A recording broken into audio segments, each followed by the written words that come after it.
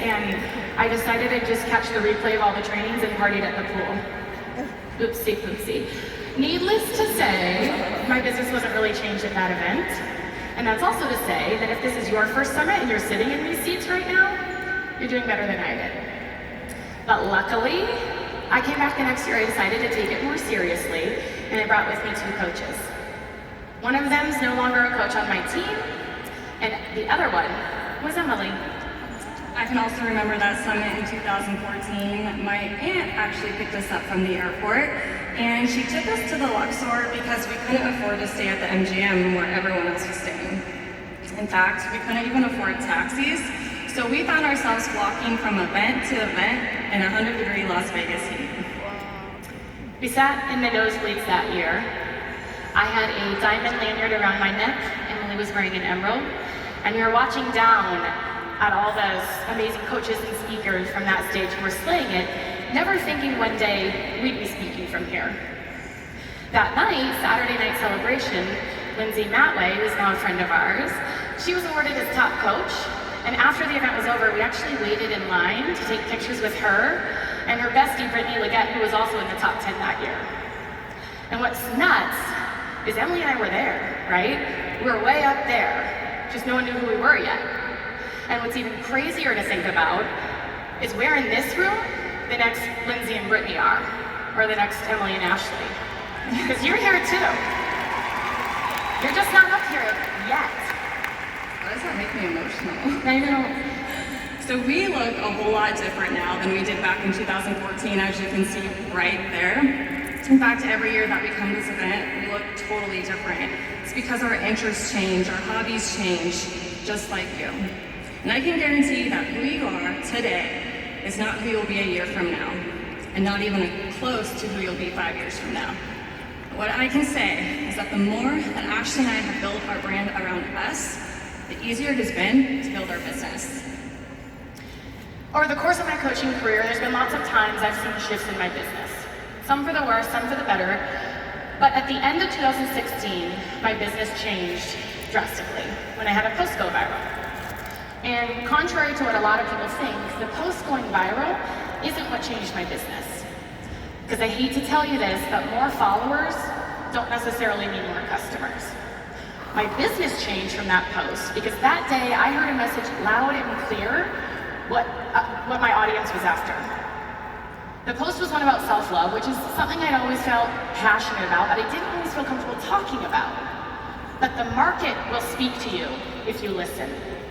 And that day, I heard from my market what they wanted from me. And I learned the niche market I needed to connect with, and so I started including self-love as a part of my brand. I was the 3rd coach that Ashley ever signed, and she always told me that I had something special and that my content was good, but for some reason it just never matched up with my success in the business. We could not figure out why I was stuck at Diamond for so long. And then at the end of 2017, Ashley was able to invite me to be a part of the 80-day obsession test group, and everything changed. It was the first time in my business that I went all in. I finally built the confidence to back up my content, and I really started to connect with my tribe on social media. So today, Ashley and I are going to tell you how these 2 girls that were once sitting up in the nosebleeds just like you became the 2 top 10 superstar elite coaches that we are today. And that is by building a rock-solid brand and not just a business. So to understand what we mean, you have to understand the difference between a business and a brand. A business is an organization that markets a product, service, or opportunity. Beachbody is a business. But a brand is the human being behind those business offers. It's what allows someone to feel connected through a screen. For instance, my brand is that I am an outspoken, down-to-earth, introverted, Chick-fil-A loving, dog-obsessed, military spouse, fertility warrior turned girl mama, and CEO whose goal is to make people laugh and bring light into their lives. And my brand is I am a champagne drinking, F-bomb dropping, beauty product loving, crude sense of humor spewing, self-love encouraging, wife, mom, and dog mom, obsessed with helping women find confidence in themselves and their bodies every single day. Well, thanks. So, in the beginning when I said that our brands are always changing? Here's an example of that. These are actual screenshots of Ashley and I's Instagram when we first started them. As you can see, there's not much, it's not very eye-catching, not much organization. We're using other people's content, the before and after photos, their words. But I want to make something clear. We were still hitting Success Code here. We were diamond coaches. We just weren't really confident in our brands yet. If you go to our Instagram today, you'll see something that looks more like this. You'll still see Beachbody, but you see so much more. You see our family, our friends, our hobbies, the things that are important to us. And another thing that's become important to us is creating a strong visual brand, which means we take time to create light, bright, and eye-catching images that are going to stop someone to scroll. Now, when we first started, stories and Snapchat, that kind of stuff wasn't a thing. And so our feed kind of looked like our behind the scenes, and the goal was to post 5 times a day. But as social media has evolved, now we just focus on posting one great photo and caption a day and put the rest on our stories. So our stories is where you're gonna see behind the scenes, kind of the non-curated content. That's where you get to show up as however you are in that moment and where people get to really see the real you. All right, so when you look at your Instagram from an outsider's point of view, I want you to ask yourself, what is the image I'm trying to present to the world? When people hear your name, what will they think of?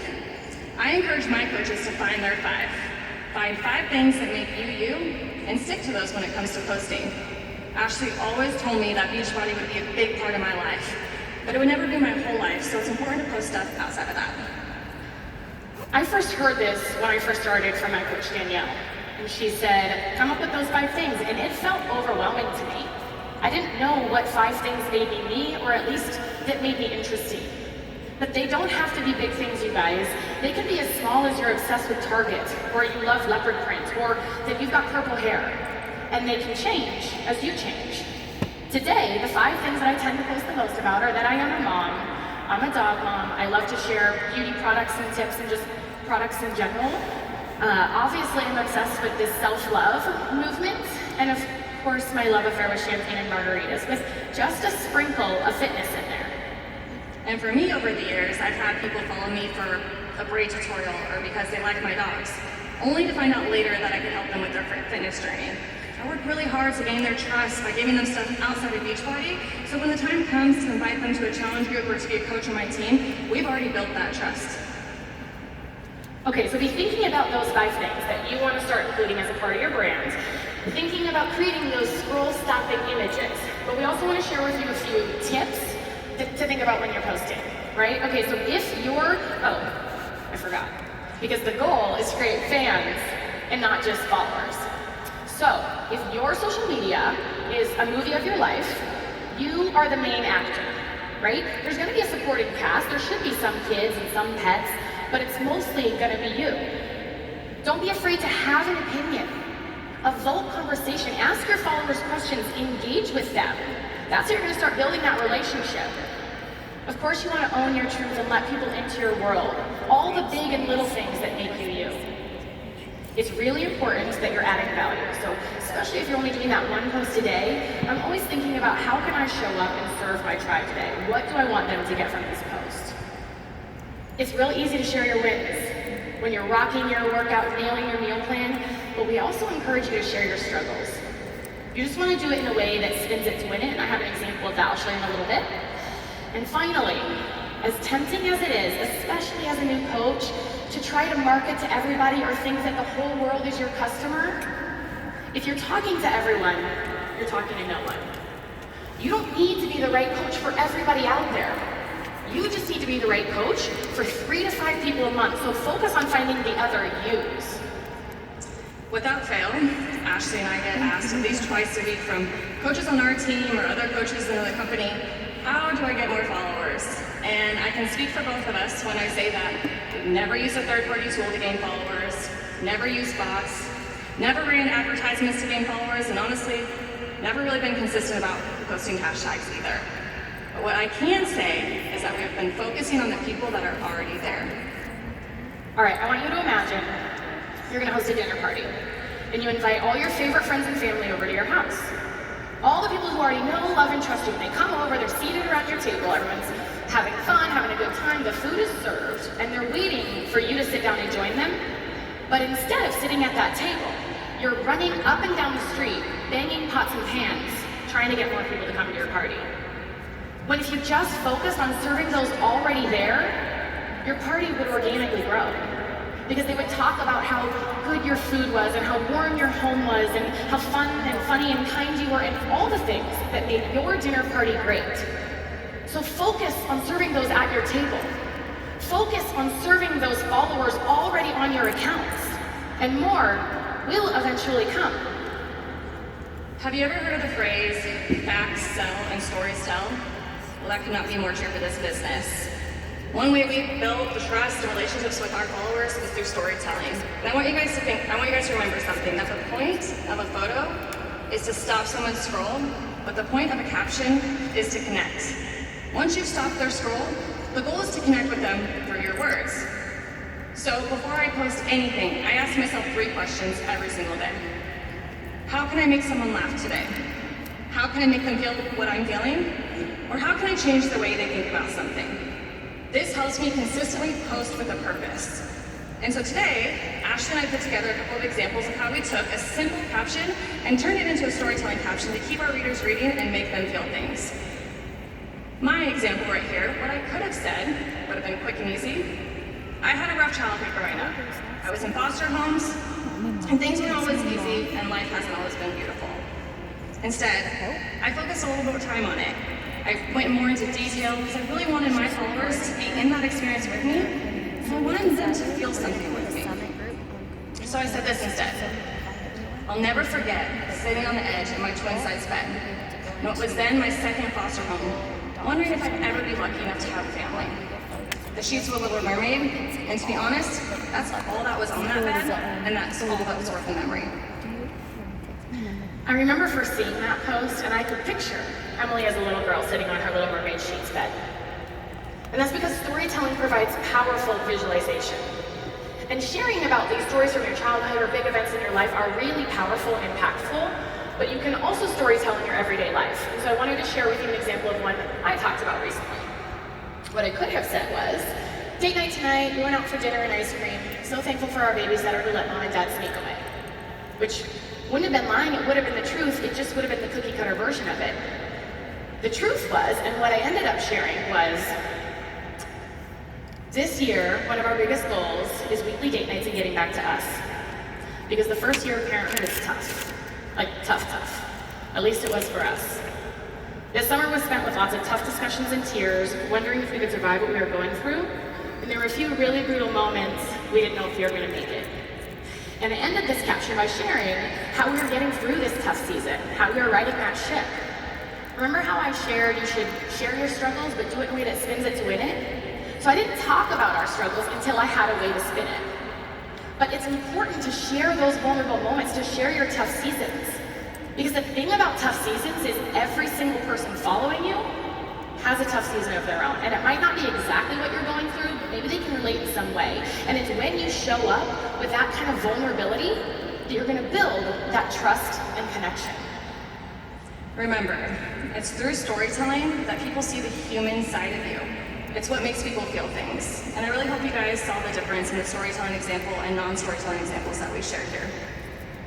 Through all of this, I hope it's clear. The goal isn't about selling our fitness programs and shakes.